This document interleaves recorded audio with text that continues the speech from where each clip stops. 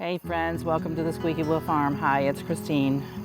And I just wanted to take a couple minutes to talk to you because sometimes, recently it seems like the world has become a very, very dark place.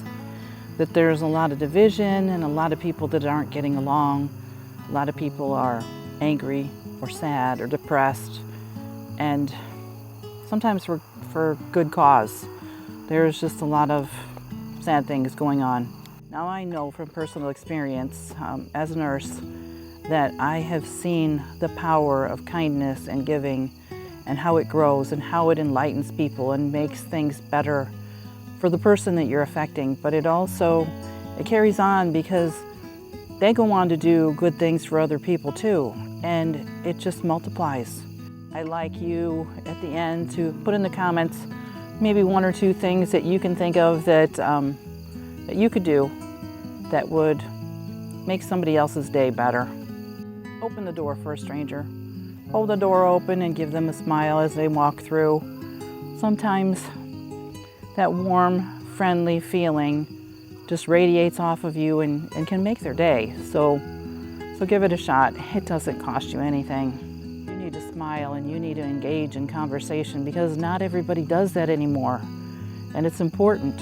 As human beings, we need to engage with other people. So make sure that you engage with others and you're doing it in a loving and caring way. And we're just coming to the end of our gardening season, and if you've got extra produce, extra fruit from your fruit trees, or maybe extra eggs from your chickens, and maybe you know a friend or a family that might actually enjoy that.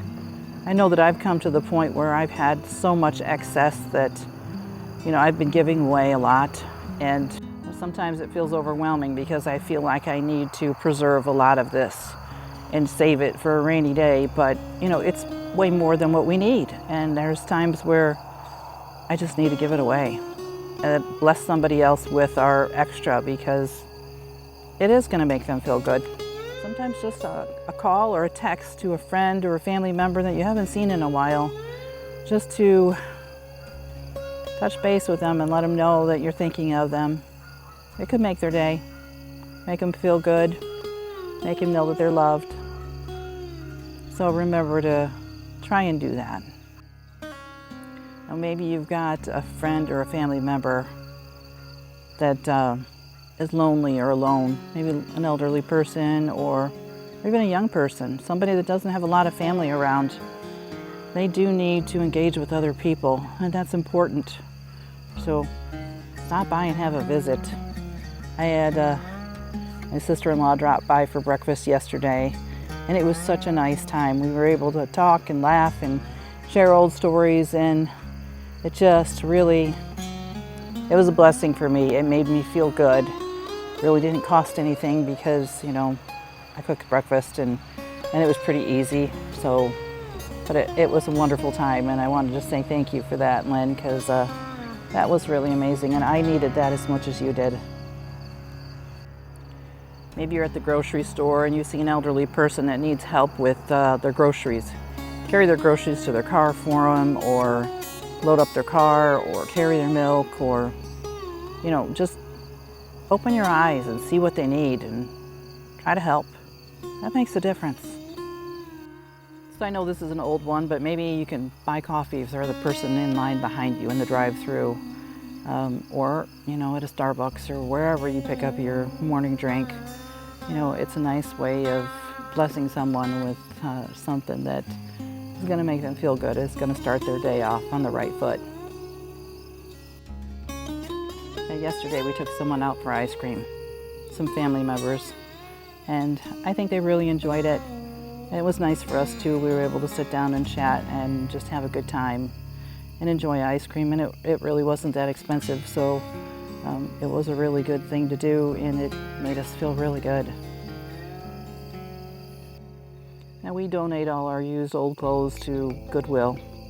Clothes, coats, shoes, those kind of things, anything that's lightly worn.